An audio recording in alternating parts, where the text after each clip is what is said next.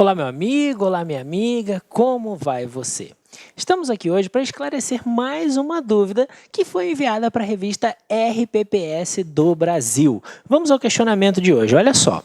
Quais cargos inerentes à função de magistério para a aposentadoria especial do professor com redução de 5 anos na idade e no tempo de contribuição, no que implica assumir a função de secretário municipal de educação e assessoria pedagógica fora de sala de aula, na Secretaria de Educação, bem como readaptação de função, como trabalho em biblioteca, secretaria ou trabalho administrativo. Quem manda esse questionamento é a Andressa, gestora do município de Lucas do Rio Verde. Um questionamento muito interessante. Olha só o que acontece, tá? Olha a pergunta dela e olha só o que acontece.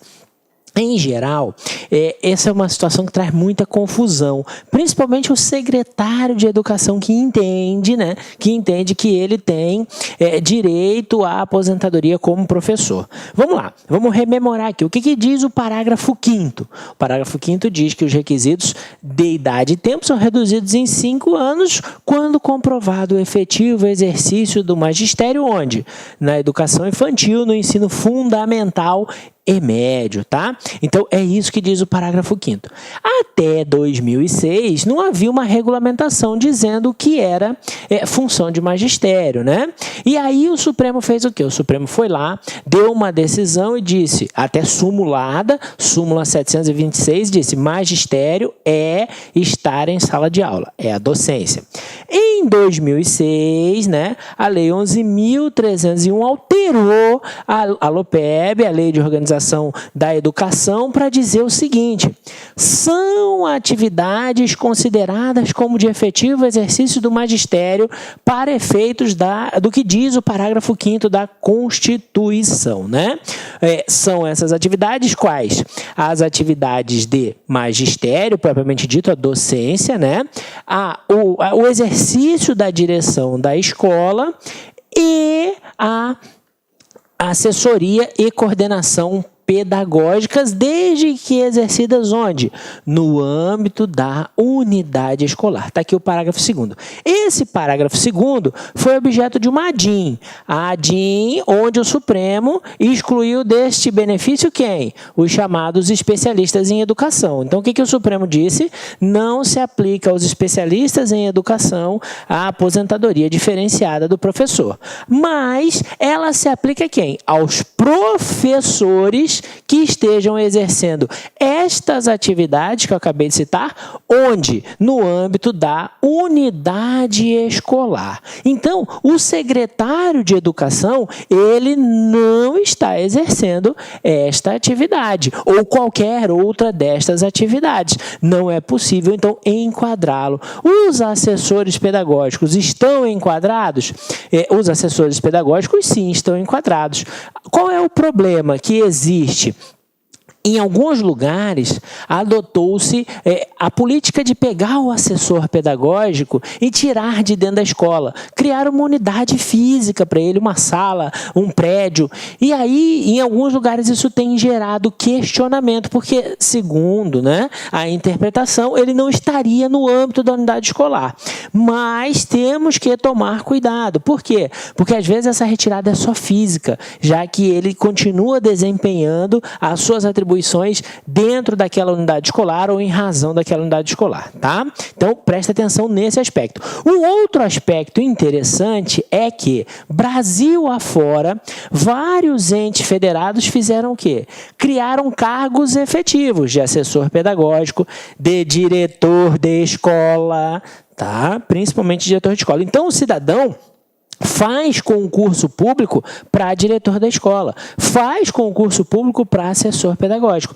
Nesses casos, não há que se falar em aposentadoria com fundamento no parágrafo 5º do artigo 40, tá? Por quê? Porque ele não é professor exercendo a direção, ele não é professor exercendo a assessoria pedagógica ou o assessoramento pedagógico, ele é um cidadão que fez um concurso direto para esse cargo, tá? Então, nesses casos, é necessário, ou melhor, tem que se afastar a possibilidade desta aposentadoria. Como qualquer outra atividade que não seja desempenhada no âmbito da unidade escolar, né? Salvo que a gente acabou de falar sobre assessoria pedagógica. É muito comum também os professores irem para a Secretaria de Educação. Nessa hipótese, onde ele vai para a Secretaria de Educação, também não haverá o quê? A contagem desse período para efeitos de aposentadoria com base no parágrafo 5º. Mas então ele perde esse tempo? Não, esse tempo conta para a regra geral, tá? Mas não temos como contar ele como efetivo exercício do magistério. Finalzinho da pergunta para a gente encerrar. E a readaptação, Bruno, como é que fica? Essa é uma polêmica, mas a jurisprudência tem se conduzido, principalmente se você pesquisar aí, o Tribunal de Justiça de São Paulo, ela tem se conduzido no sentido de dizer o seguinte: quando a readaptação se dá para uma atividade dentro da escola que tenha uma relação direta ou indireta com o ensino, esse período deve ser considerado como de magistério. Por quê? Porque a readaptação não ocorre em função da escolha do servidor, ocorre por uma situação de saúde, tá? Então, é assim que tem se posicionado a jurisprudência. É controvertido? É, mas, como eu disse, vários tribunais têm caminhado nesse sentido. Dá uma olhadinha aí no que tem dito o Tribunal de Justiça de São Paulo, que tem decisões interessantes sobre a readaptação. Só para fixar e a gente encerrar, tá?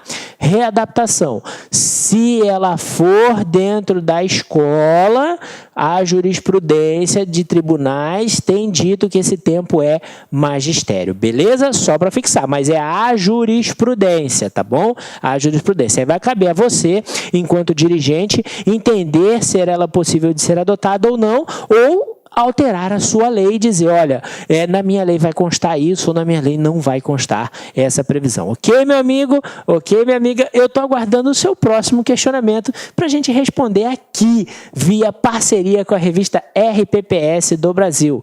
Não perca, envie a questão, leia os exemplares da revista, porque é uma excelente fonte de conhecimento sobre o regime próprio. Até a próxima!